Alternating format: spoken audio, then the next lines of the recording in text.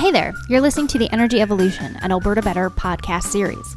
On this limited series, we look at the technologies, future fuels, and more that are defining the next age of energy and how Alberta can lead the charge to a low-carbon world. On today's episode, we're talking about the groundbreaking oil sands pathway to net zero alliance. Comprising the major oil sands producers in Canada, including Cenovus, Suncor, Imperial Oil, Canadian Natural Resources, MEG Energy, and ConocoPhillips, this alliance represents a collaborative effort to achieve net zero emissions from oil sands operations by 2050. Our guests today are Hall Findlay from Suncor, Pam McIntyre from Canadian Natural Resources, and Rhona del Frari from Cenovus. And they're here to help break down the initiative, why it's so important to our national climate goals, what a net zero future for the oil sands looks like, and what is needed from a technology, capital, and talent perspective to achieve these goals.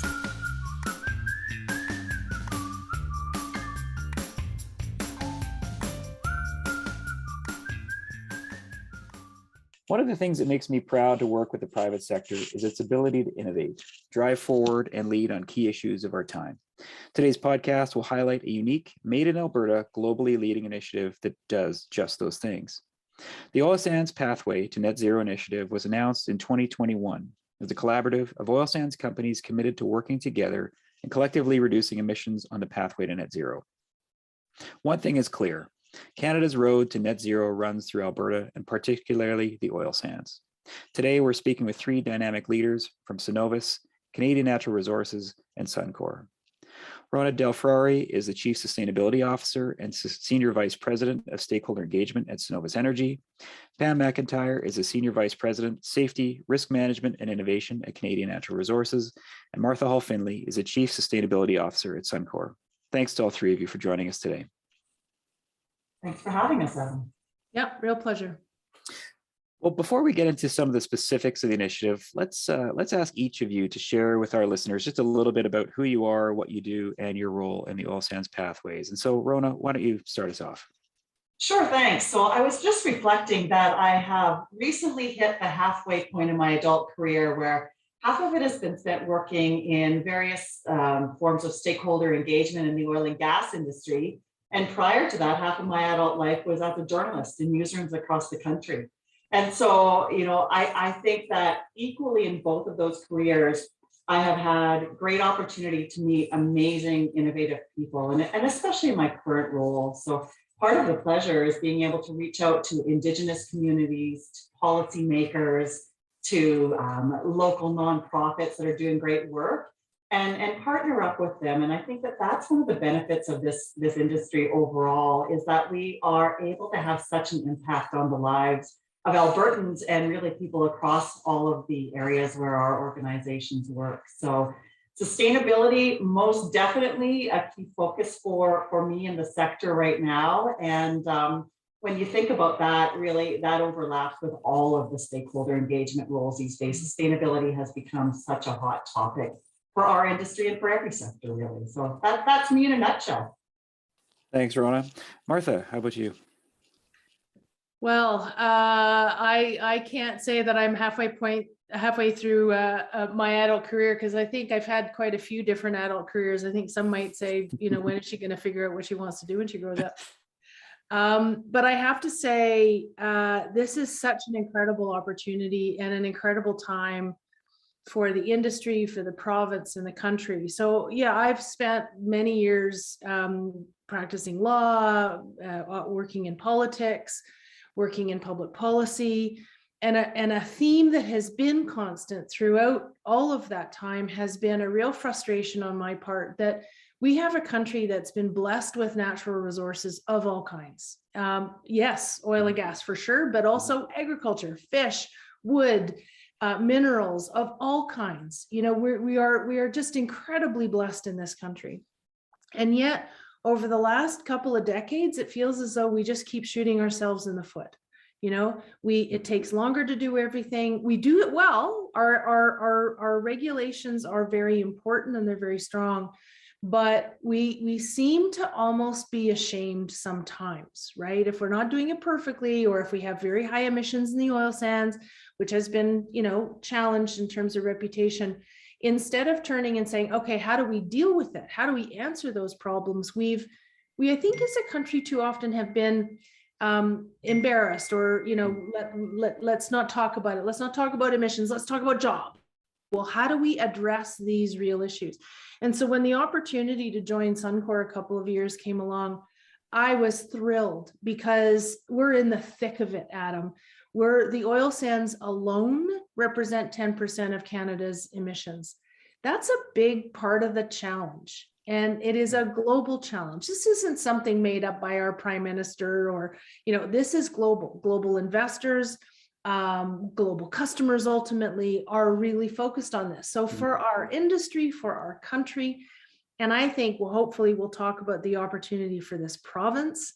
It is a really incredible time of opportunity. We have to keep at it, and we're really excited about our oil sands pathways to net zero initiative. Absolutely, we think that's going to be a really, really big part of it, not just for us, but for the province and the country. So I'm really thrilled to be doing this now after so many years of kind of watching from the outside, frustrated. We're in the middle of it, and we're getting things done. There you go. You're rolling up your sleeves, being part of the solution there. So, and Pam, how about you? Well, thanks, Adam. I really do appreciate being asked to join this auspicious panel. What you'll find is I'm the technical one in the crowd, so I'm a little different, but we're actually very complementary in our backgrounds and our approaches.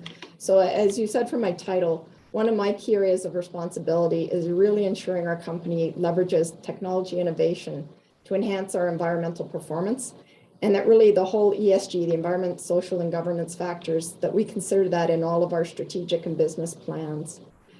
My career actually started in the steel industry. So my career has actually all been about transformation, because I started in the steel industry when we were actually reinventing ourselves, trying to figure out ways to remain competitive, to be cost and energy efficient. And we actually accelerated that whole process through the development and adoption of new technologies.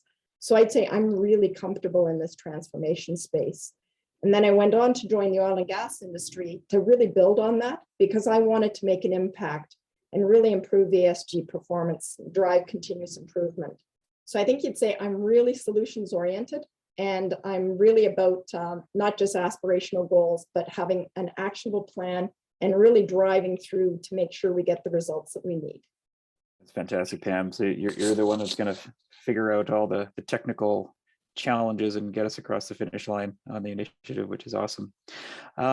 Thanks all for those introductions. We're thrilled to be speaking with you today. And so let's jump into some of the really key details of the initiative. So the Oil Sands Pathway to Net Zero initiative is groundbreaking, and in fact, frankly, historical. And I look around the world and I can't really even see something akin to it anywhere around the globe.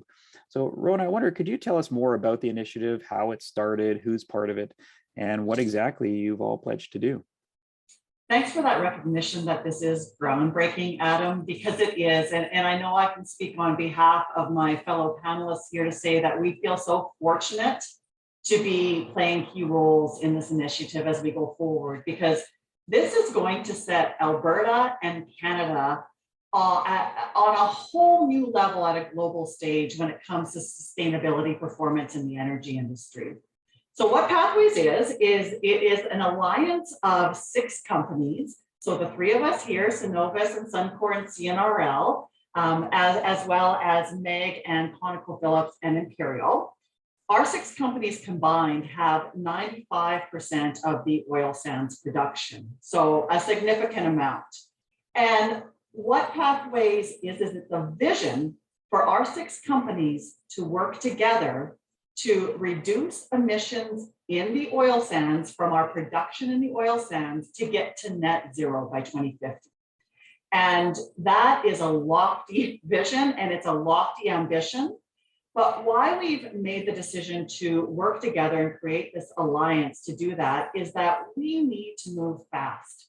And while all of our companies were committed and have had ongoing emissions reductions over many years, we know that by moving alone or each company on its own as a competitor, it's going to take longer. And we don't have that luxury of time when it comes to emissions reductions.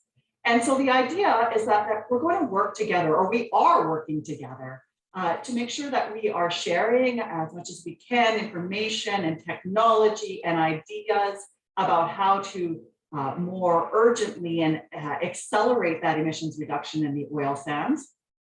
And then we're also working together to partner up with our governments. So the Alberta government and the federal government.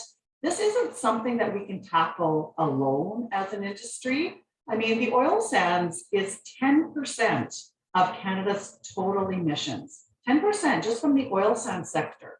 And so this is something that if Canada is to achieve its commitments to climate change, then we have to work with governments to be able to achieve this. These are multi-billion-dollar projects that we're talking about. And Pathways is a practical, realistic plan that our companies have worked together on to show what the various pathways, and we'll get into more of those technology options and those processes that we are planning to follow to get there. But Pathways is laying out a plan on how to achieve it, because we're past the time about, oh, should we commit or should we not commit? We are firmly committed as companies. We have been working on this initiative for coming up a year and a half now. Our CEOs are committed. We meet every week with the CEOs of all 6 companies. So that shows the commitment right from the top. And we're going to get there. And that is why we think that Albertans should be proud, because this is going to be a differentiator for the energy industry in Alberta at a global scale. This is going to set us aside. We've already been addressing costs in our industry here in Alberta.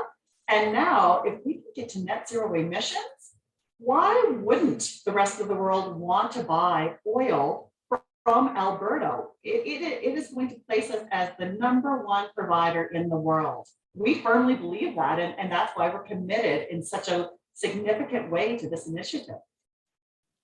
Yeah, you should all be applauded for the vision, the intensity with which you're doing it, and it really is something for Canadians and Albertans to be proud of. I have looked, and I cannot find anything similar around the world of any kind of coalition or initiative of this nature. And so our homegrown Canadian companies here are taking the lead, and so bravo to all of you. And underscoring your point, Rhona, we have 8 years to the Paris target, and so we don't have the luxury of time. We do need to move quickly, and so it's phenomenal to see all of you moving with such speed and scale here.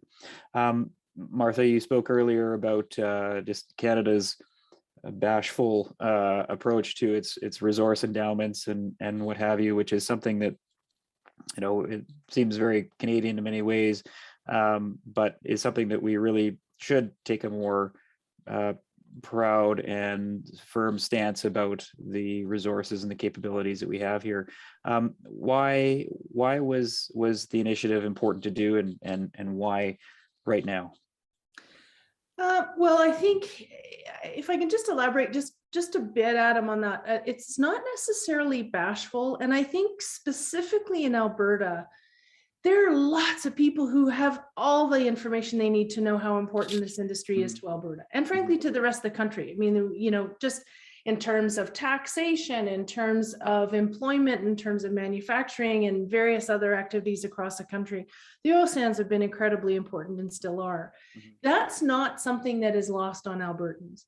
Yeah. But I think where we really have had a challenge, and let's be honest, there have been people in Alberta who, well, not just Alberta, but there have been people who have been naysayers about climate change. There have been people who have been worried, is this just a Liberal government thing?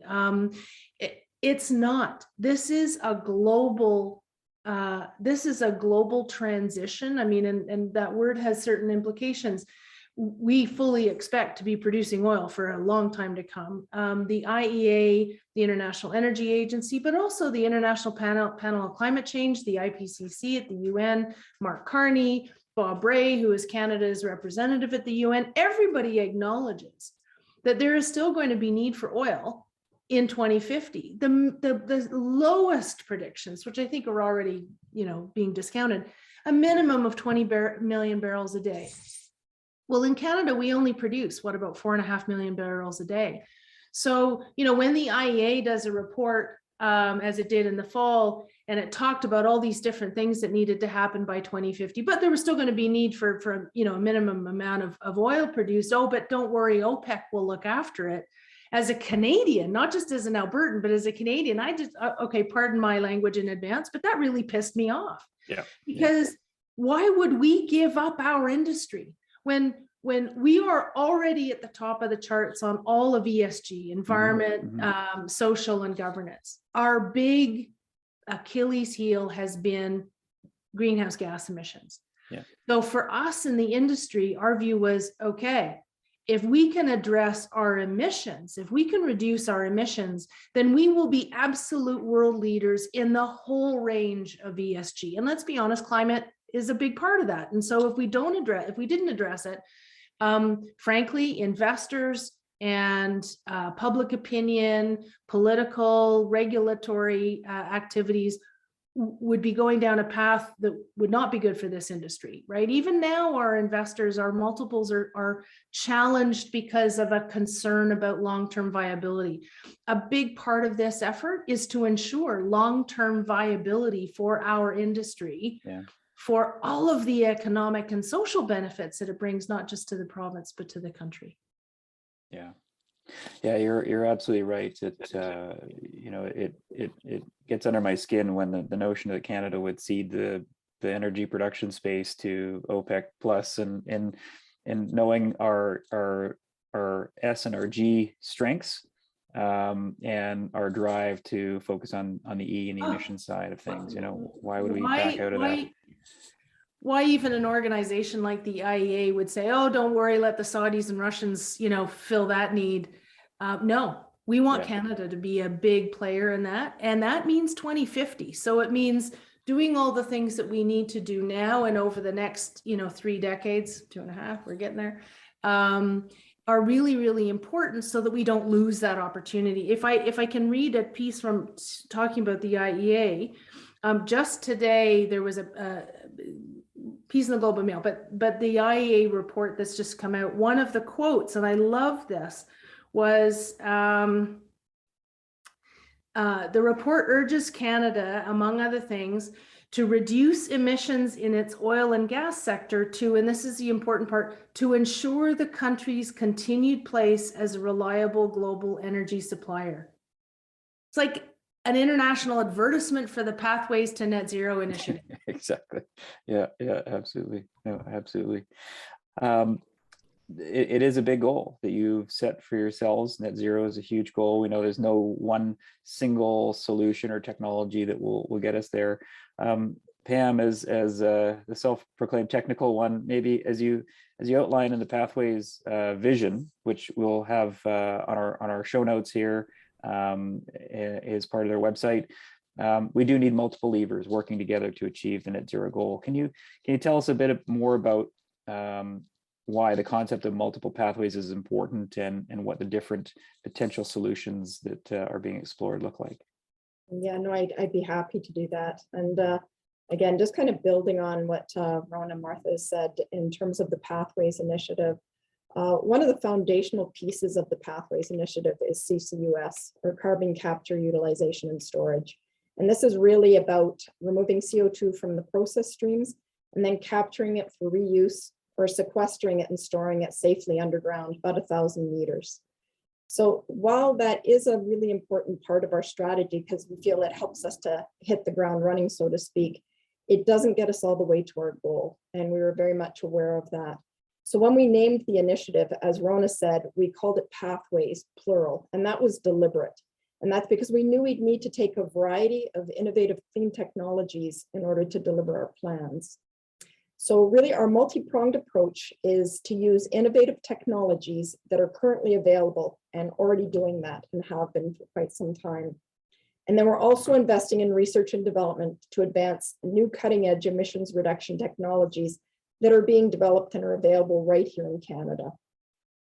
So when I take a step back and look at the initiative, It's broken down into 3 phases, roughly a third, a third, a third, to get to our 68 megaton reduction by 2050. And it's really built out by decades-ish, as Martha said. So if we talk phase 1 takes us to about 2030. And really the backbone of this phase is that construction of a major CCUS trunk line. And it connects our oil sands facilities from the Fort McMurray area all the way down through to the Cold Lake region. And it ends in a sequestration hub near the Cold Lake area. And the other part of the trunk line and sequestration site that we're purposely designing it and building it with capacity for other industries that are interested in capturing and sequestering CO2 to be able to tie in. Then we move on to the second phase, and that takes us to 2040. And this is really expanding on the carbon capture within that infrastructure corridor. And it's also about expanding application of low greenhouse gas intensity, specifically in our in situ oil sands recovery process improvements. So things such as solvent, and we'll talk a bit more potentially about that later. But really, this is also about advancing research and development on potential uses of things like hydrogen, small modular nuclear reactors for oil sands power generation. So again, very multi-pronged and expanding. Then we get into phase 3, which takes us up to 2050. And this is again, building off and leveraging the carbon capture infrastructure that we have in place, continuing those process improvements and innovation, and even expanding it into things like energy efficiency, fuel switching, and electrification projects. And it's also at that point, the expansion of technologies that we've developed and piloted throughout the first 2 phases of the initiative. So really, not only does this plan position us to support Canada's goal of net zero emissions by 2050, but it also creates meaningful jobs, and it provides clean tech solutions that can be used beyond the oil sands industry. So I think those are really important points to make sure that the audience is aware, is this is not just a really small, isolated oil sand specific. This does actually expand well beyond us. Yeah, there's broad-reaching implications for the rest of the energy sector and then many other sectors as you begin to develop the technologies that will really reduce emissions and decarbonize, which is phenomenal. Pam, building off of that, you know, historically the oil sands have been viewed as expensive and emissions intense, and I know that the companies, you guys have already been doing so much work to reduce costs and to reduce emissions and decarbonize. Can you maybe touch on a little bit of what you've been doing in recent years? We know the emissions intensity of the oil sands activities dropped 30% over the past decade or so. What are some of those approaches you've been using in the past few years? I think that's a great question, and you're right. All of us have been on a continuous improvement journey to reduce our costs, improve our efficiencies, and to reduce our greenhouse gas emissions. And this has been going on for a number of years already. I think what's really important to note here, though, is that these goals are actually really quite complementary. What we find is that, process improvements, they'll often have a really positive impact on reducing our steam or fuel requirements. And that also has a knock-on effect of a reduction in greenhouse gas emissions. So as I said, it's quite complementary. So I'll kind of touch on 3 areas that we've been working on collectively. And as I mentioned previously, carbon capture, that would probably be a big cornerstone.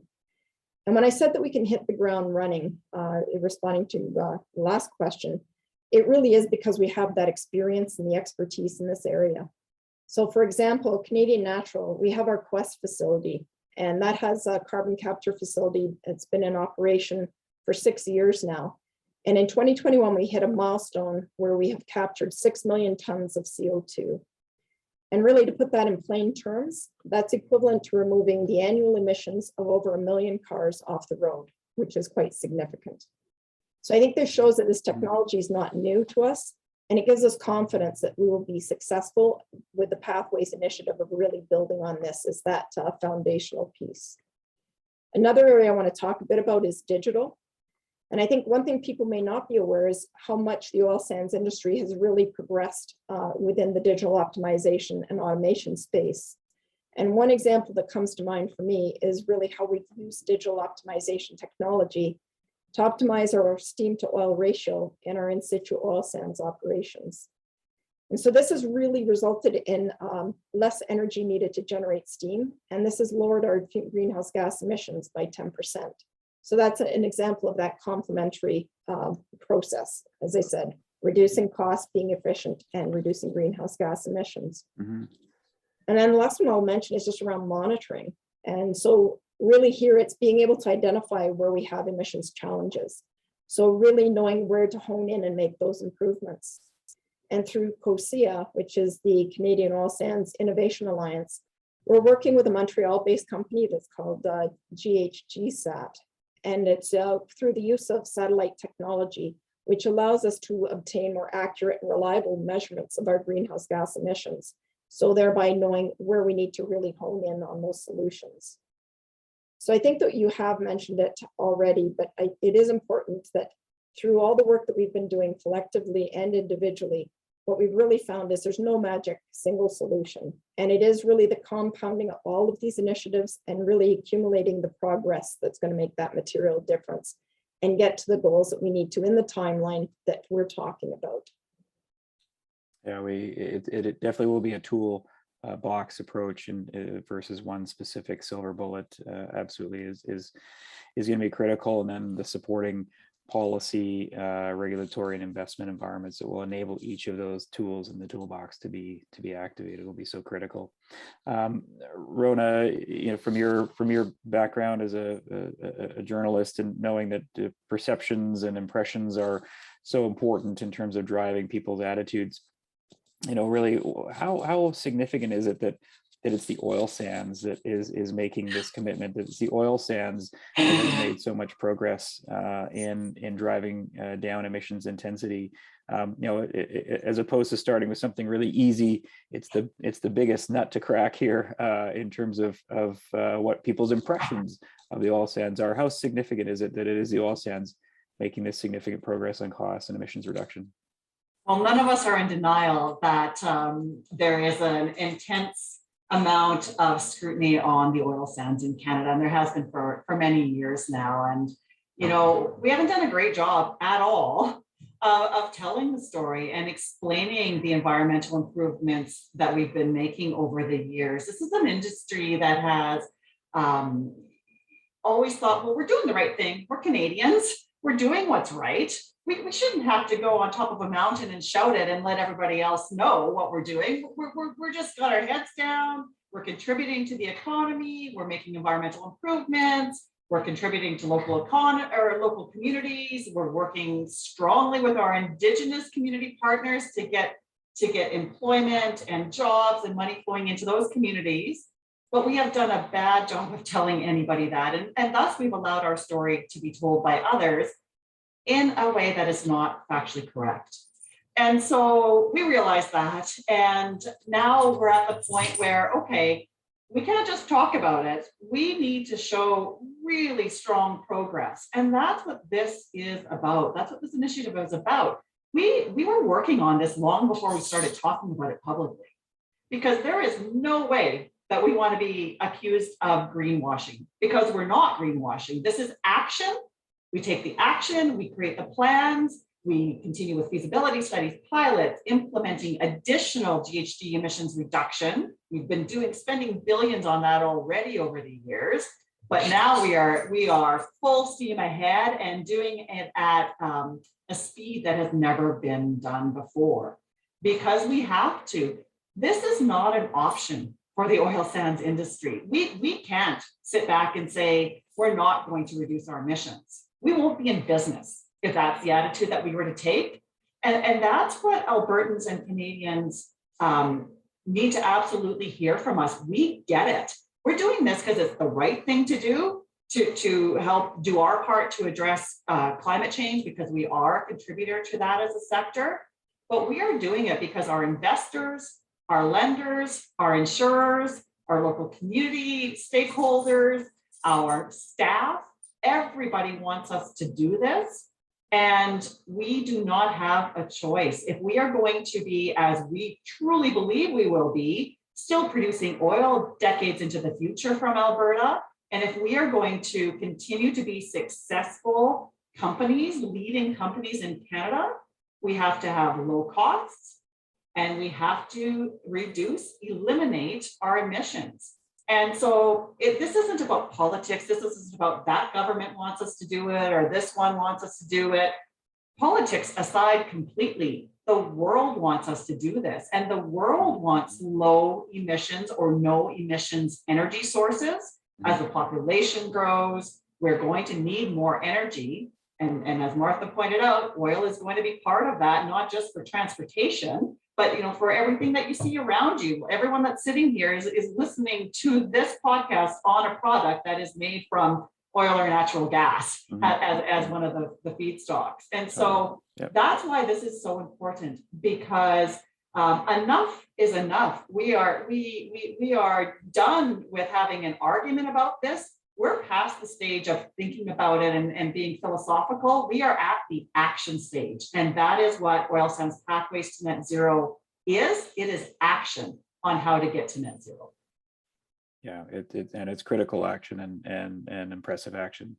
Looking to what the net zero future looks like for the oil sands, Martha, could you paint us that picture? Is Canadian energy and oil sands energy gaining bigger market share?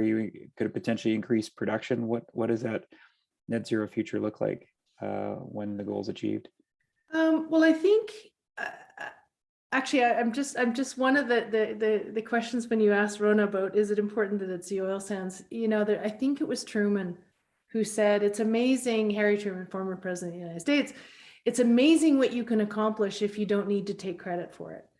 The federal politicians who are now talking, or during the campaign talking about caps on emissions from oil sands, and we were sitting back going, well, you're welcome, because we'd already announced pathways last June.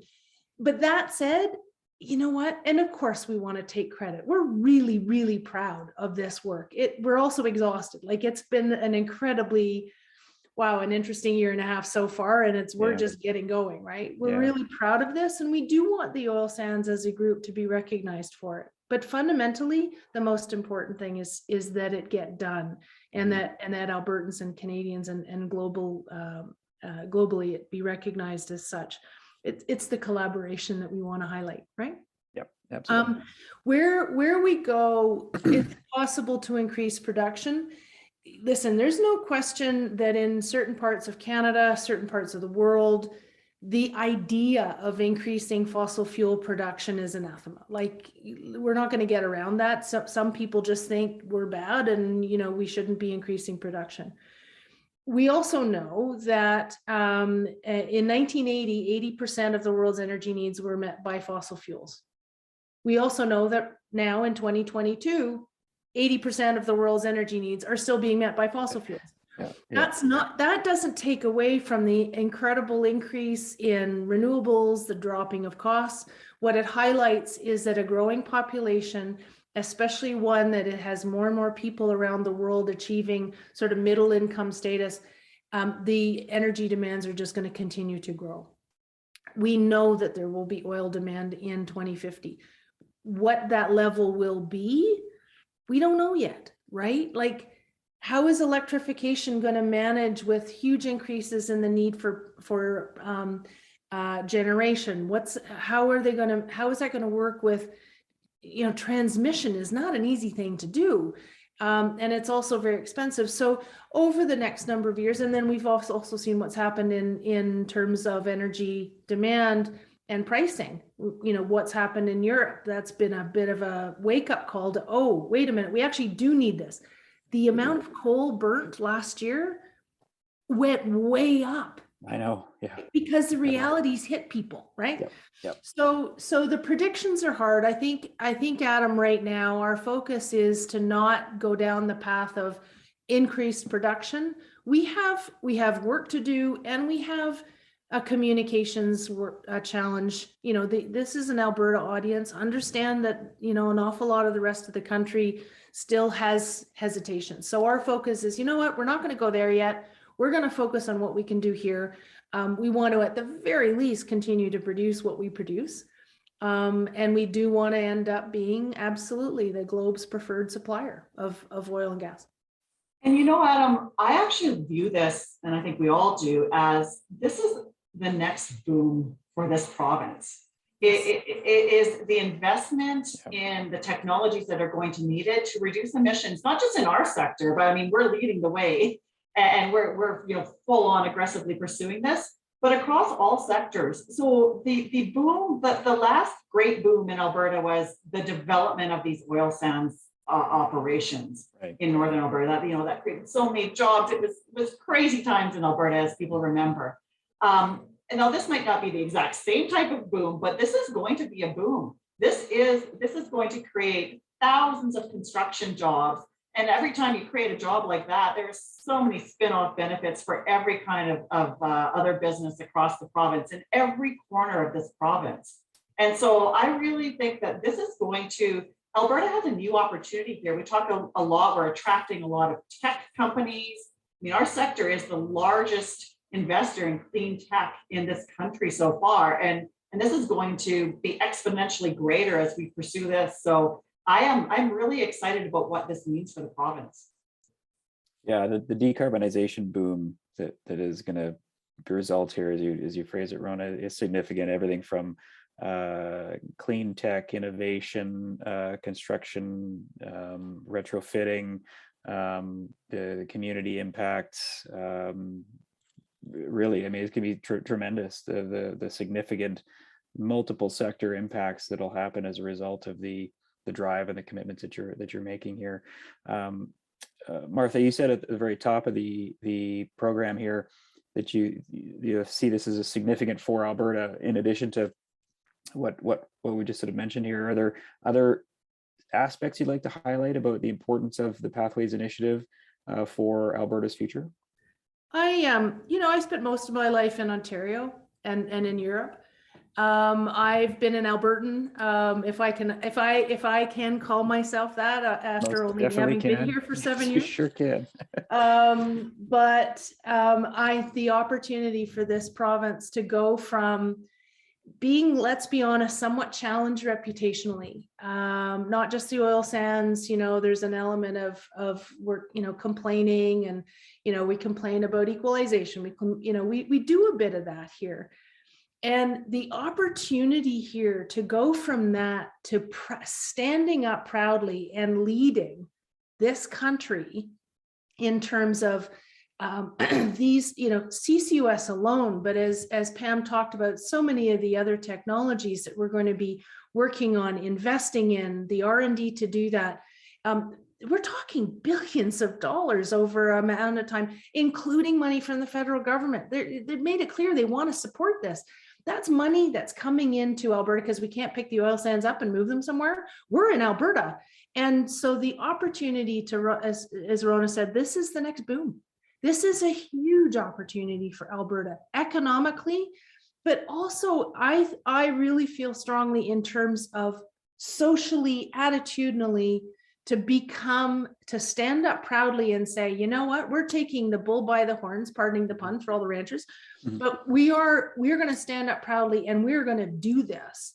And we are going to become not only leaders in this country, proud leaders of actually getting this done in this country, we will be the biggest single reduction of emissions in Canada. Well, who would have thought, right? For Alberta, because, nationally, we've really struggled to reduce emissions.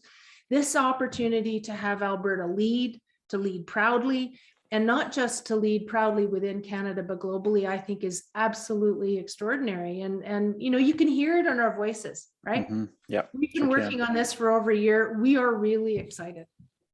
Yeah, no, you can hear in your voices in this recording. I can see in your faces and the smiles that you're all emitting that, it's part of bringing back that spirit of Alberta that is, we can do these hard things. We can put our collective passions and innovations to solving these great challenges, which is something that Alberta has always been proud in its history of doing. In terms of what each of your companies are doing, maybe I'd love to ask each of you to comment on any of the things you're most proud of that you're doing and investing in and innovating in already with respect to progress towards the the Pathways goals. Pam, let's start with you in Canadian Natural. For Canadian Natural, as with the other companies, we've had a defined pathway to achieve long-term emissions reductions and improve our efficiencies, as I've said, really through that technology adoption and innovation. And then we've got our robust governance structure that's integrated across all our business areas. What I'll highlight is our commitment. As Rhona has said, this is not a greenwashing exercise. Since 2009, we've invested almost $4 billion in R&D to enhance our environmental performance, and $48 million were invested last year alone in emission reduction technology. And then we just see that increasing year over year. We really see the pathways as really critical for us. That ability to share information, collaborate with our industry partners, just really will work on accelerating things and move it forward. So we are, as I said, very focused right now on the development of that foundational CCUS infrastructure, so that pipeline and the sequestration hub. So those are the activities that we're very engaged and involved in right now. Yeah, thanks, Pam. Rhona, how about Cenovus? Sure. So we recently came out with revised ESG targets, and we have 5 ESG focus areas. Climate and GHG emissions, no surprise, is one of them. And so we have a target to reduce, not just at the oil sands, but across our entire portfolio of operations, reduce our absolute emissions by 35% by 2035, as we are on our way to achieving the ambition of net zero by 2050. And that's why Pathways is so essential for us. We can't achieve that on our own. We need to be working with our colleagues. And so, being one of the founders of Canada's Oil Sands Innovation Alliance in 2012, that we continue to work really strongly with as we're pursuing this Pathways initiative, being part of things like the Carbon X Prize, being a supporter of Avatar Innovations, which, if you haven't heard about it yet, look it up. It's a very exciting, newer, I will call it, initiative. All of the collaborative work that we're doing as companies to address not just emissions, all of our environmental challenges, but emissions in particular, that's what makes me really proud and really strongly feel that we can do this. Again, this isn't just talk, we're going to get this done. And when I talk to all of our employees across the organization at Cenovus, they are bought in. They are so excited about environmental, social, and governance progress that we're making and the commitments that we're making. I often take people, not during COVID, but before COVID, I often took a lot of people from across Canada and around the world up to tour our oil sands operations, which was great and eye-opening. And every time they would say, why don't you talk about all of these great initiatives more? But more importantly, when I would be up there with the staff on the ground, they would say to me, oh, it's so frustrating when we see in social media and in the news people slamming our industry. We're the ones that have the boots on the ground, and we actually know what we're doing to reduce our emissions, that we've, ongoing reductions in emissions, addressing water, coming up with these amazing plans for caribou habitat mitigation to help protect endangered species. All of that, our staff are so proud of the work that they're doing. And that's why they're also excited about Pathways, because they're like, finally, the world is hearing a little bit more about what we've actually been doing for a long time and what we plan to be focused on going forward. Thanks, Rhona. And Martha, how about Suncor? I could just go like ditto and ditto. And this is one of, this is one of the reasons why Pathways is working and will work. We're all competitors, right? Rhona, we keep calling each other's colleagues. We're hardcore competitors. We compete with each other. But on this stuff, we are colleagues. We are working together because we can't do it alone, and we can't. So the collaboration among the companies is critical. We all are involved in this stuff, right? We're all of these, energy efficiency, fuel switching, Suncor is building a big cogen to replace our coke boilers.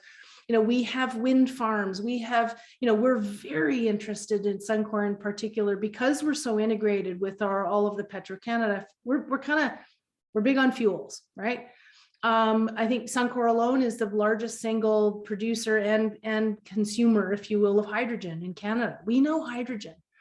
we know the opportunities. We also have some better idea than many of some of the limitations, right? And Rhona and I were talking the other day, if you're not careful, the stuff can blow up, right? Like, you know, there's a lot of stuff out there. Oh, this is the new best thing. Well, we actually, as an industry, we know this stuff, which is incredibly helpful for us to be able to say, when we're performing, when we're doing, we're planning, the credibility is really important. I will say, you know, things like the Carbon X Prize, you know, in Avatar, I will just say credit where it's due. Enbridge was I think one of the first supporters of the Avatar program a couple of years ago. Cenovus and Suncor were in there full on and really excited about it. If you haven't heard about it yet, you will.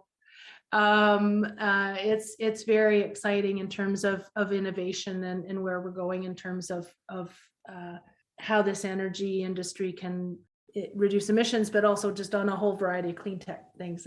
It's very exciting. But we have to also make sure that we do what we know. This goes back to a bit of the greenwashing commentary. There are companies around the world that are saying, oh, we're going to go and do this, and we're going to do this, and we're going to do this. But frankly, not sure, because we're not sure that they actually really know how to do it. They don't necessarily have the engineers. You know, Pam can speak to the fact of how important it is that you actually have the scientists and the engineers and the geologists and the technicians and the people who know this. It's like carbon capture and storage.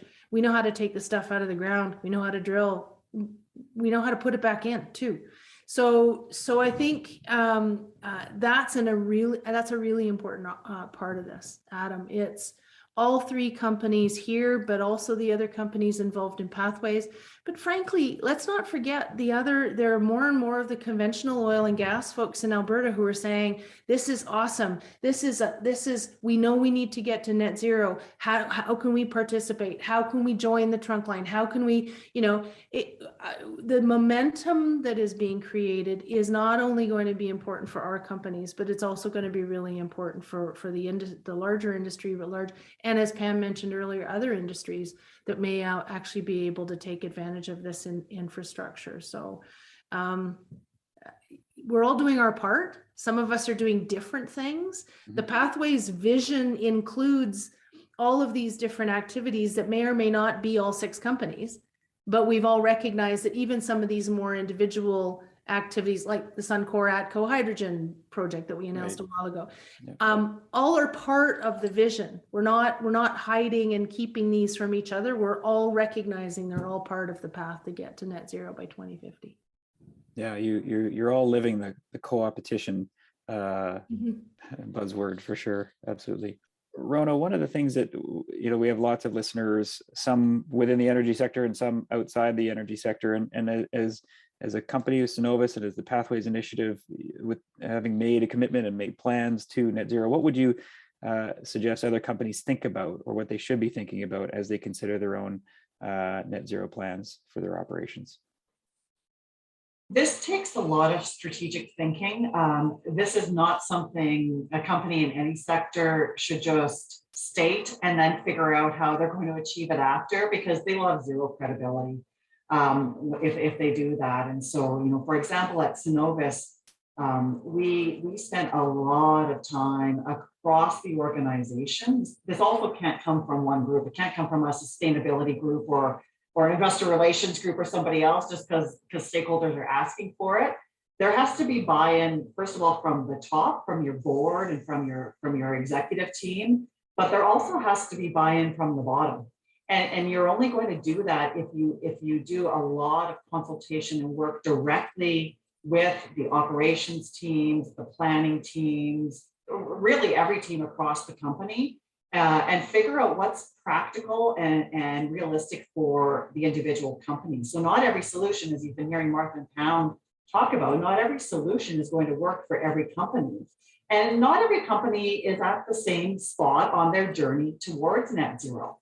So for example, Cenovus's oil sands operations are already at the low end when it comes to GHG emissions intensity, the very lowest end. We're comparable to GHG emissions for other oil operations around the world.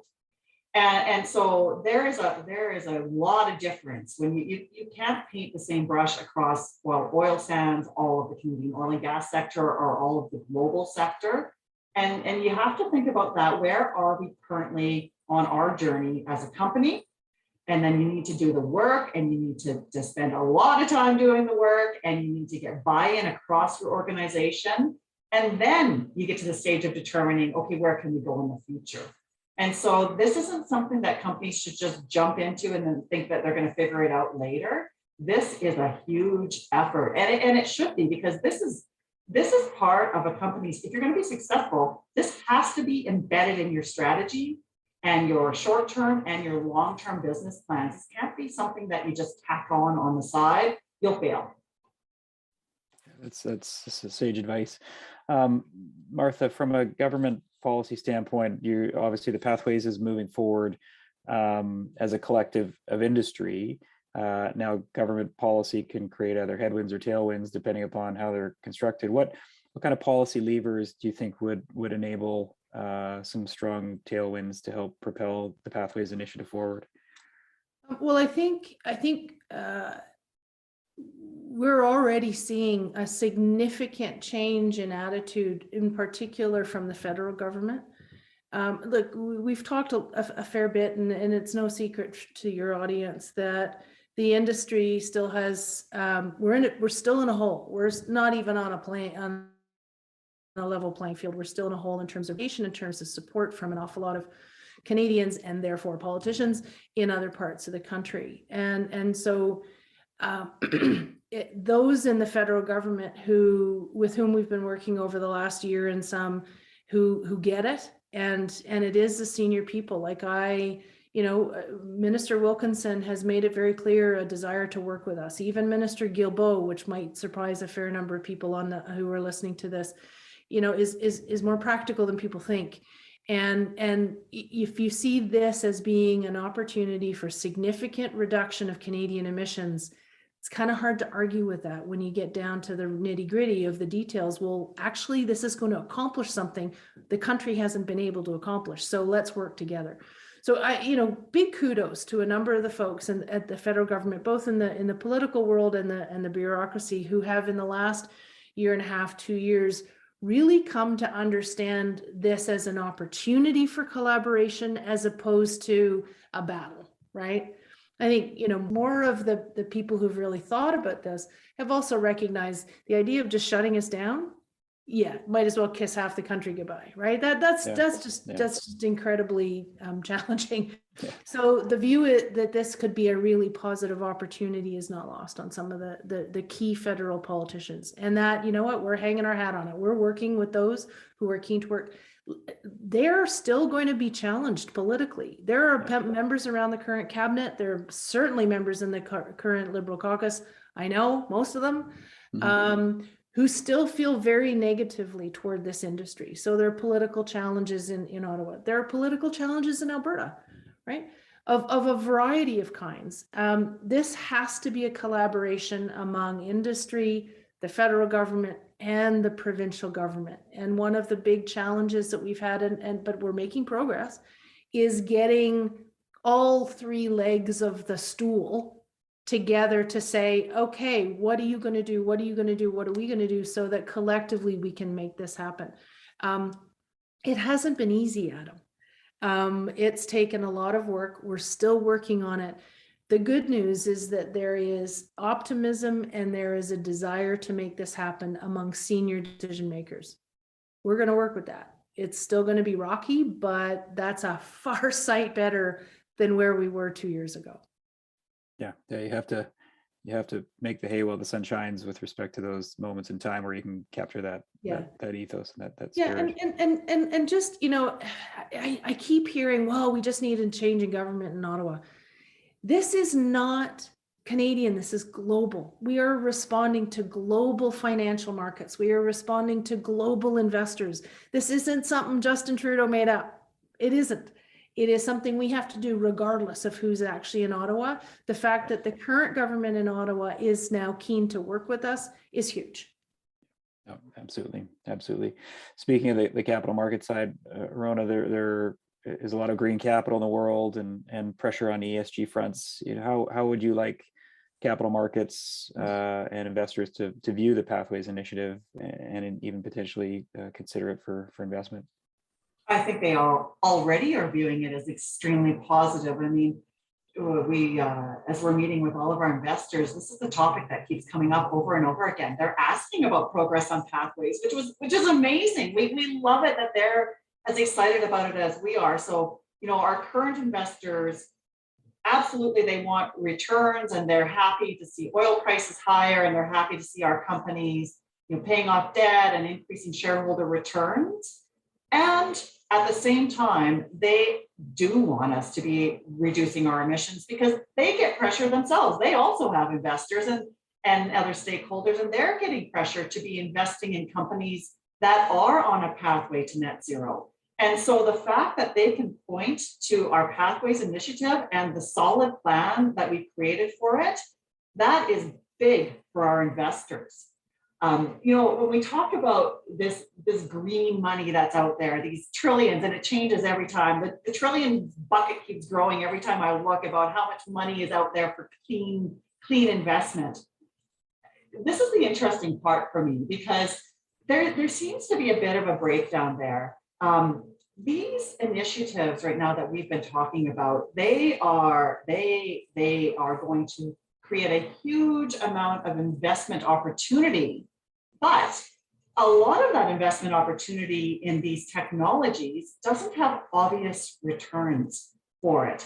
And so when we look at this big pool of these trillions of dollars of green financing, green money available, that money is coming from organizations that still want to see returns there. And there is opportunity for returns. And as we continue to advance these, right now we're at the point where this is why we need this government support that Martha's talking about, so that we can match up that private investment money that is continuing to grow with our money. We're putting in billions of dollars into this as our own companies in our sector, along with the government support that's needed to bridge that gap as these technologies go down the path and become more commercialized. So there is opportunity. The biggest opportunity is that global investors are going to want to invest in Alberta oil companies, oil and gas companies over the long term, because we're going to be low cost. We're going to give them the returns that they need to show their investors, and we're on our way to net zero. That's the biggest opportunity here. And there's a side opportunity for investment flowing in to support the technology development. So this is a win-win.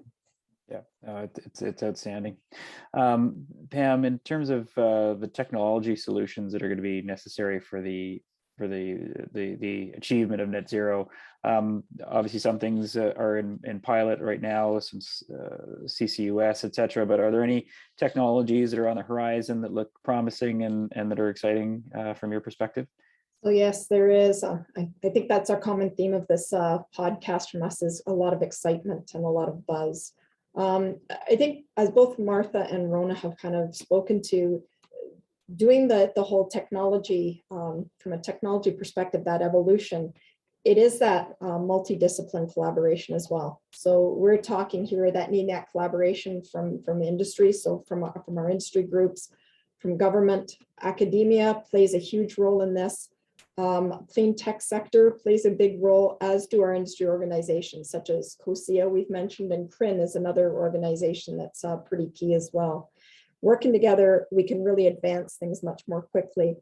One of the technologies that looks quite promising that I will talk about is one that a few of the Pathways companies are involved in, and that includes Canadian Natural, Suncor, Cenovus, and through COSIA.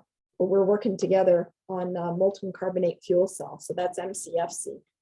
Everybody gets quite buzzed when we start talking about this. It's a technology that's actually designed to reduce greenhouse gas emissions while also generating electricity. So there's sort of this twofold piece to it. And essentially, I'll just do really briefly here. It really works around creating electricity and capturing CO2 by pushing flue gas, so basically the waste gas from our process streams, natural gas and oxygen from the air, through a membrane into a solid state fuel cell. And out of there, CO2 is condensed and it's captured either for sequestration or for use. And then you've also got electrical current is created, and that generates your electrical power. So this emerging technology really does have great potential, we feel. And we're starting piloting process this year. So the pilot that we're planning on is going to be capable of producing 600 kilowatts of electricity and capturing 22 tons of CO2 daily. And this will be at our Scotford upgrader. So again, just want to mention that to show that there are some real tangible actions and tangible pilots that are in the works. So again, this is moving forward, and it's moving forward really quickly.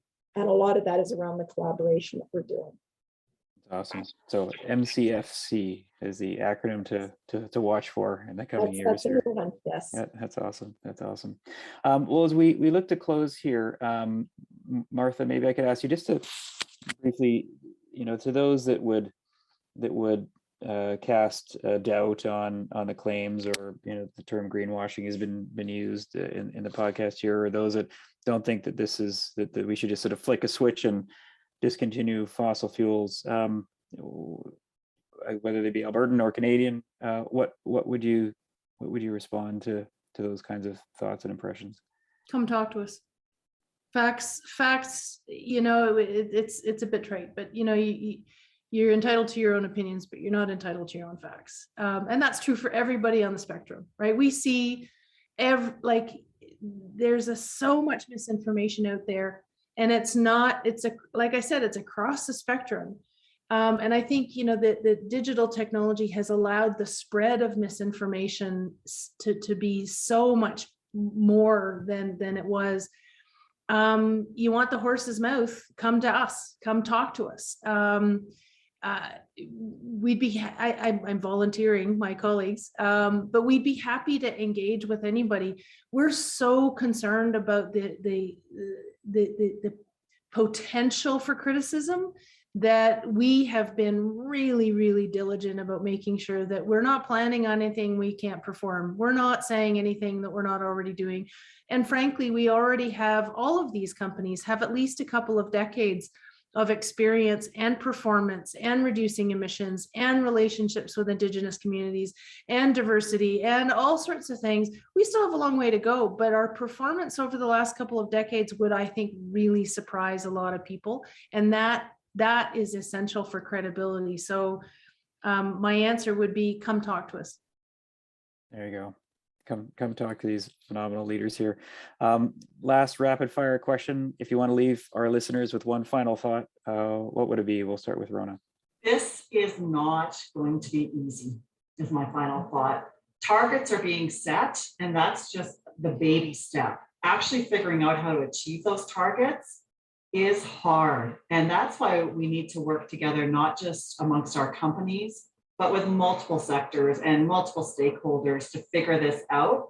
But I don't want Canadians to think, oh, it's not a big deal. If they just throw some money at this problem, they'll be able to fix it.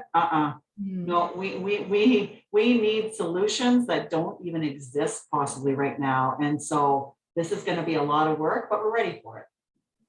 Awesome. Pam, how about you? I'll just build on what Rhona said, because I think that is really important. The fact that we can't do this alone, that is probably my biggest point. And it really does point to why it's so critical to work collaboratively. Like I said, with all levels of government, with the academic institutions, with clean tech sector, our local stakeholders, and those organizations such as CRIN and COSIA. So I would just say, really, it truly is going to take a village to make Pathways Initiative a success. And Martha, last word to you. There are a whole lot of people with technical expertise, creativity, money, who created a bit of a miracle in Alberta when the oil sands were started. The number of naysayers were huge. Nobody, how many people didn't think it was possible to pull oil out of sand? And it happened. It didn't happen easily, to Rhona's point, but it happened. And we are looking now at, we frankly feel this to be a game-changing opportunity of the same ilk to really build on that success that Alberta should be so proud of, is proud of, but should continue to be proud of. This is the next real opportunity. So I can't stress enough. I totally agree. It's not going to be easy. There are lots of challenges, but we definitely see this as an extraordinary opportunity economically, but on all sorts of other levels for Alberta, for the industry, but for Alberta and for the country, and for Alberta's leadership in the country. So, stay tuned. Call us, ask us. For anybody who's listening, we want to make sure that this is something that we're all in and that we're all supportive of, and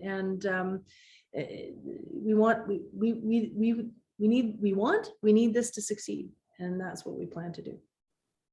Yeah, well, we want to see it succeed as well. And so thank you all for your leadership in the Pathways Initiative. Thank you for your time today with our listeners. And we're thrilled to be supporting the initiative and looking forward to seeing the great progress you're going to make over the next number of years. So thank you all. Thanks so much, Adam, for the opportunity. Well, thank you for joining us for this episode of the Energy Evolution, an Alberta Better podcast series. This podcast is a production of the Business Council of Alberta. You can learn more about us at businesscouncilab.com. And we'd love to connect with you on social media, so give us a follow at BizCouncilAB on Twitter, Facebook, and LinkedIn. And if you liked this episode and want to support our message of shared prosperity for all, please be sure to head over to Apple Podcasts, Spotify, or wherever else you get your podcasts to subscribe, rate the show, and give us a quick review. New episodes drop every other Tuesday. Thanks for listening. We'll see you next time.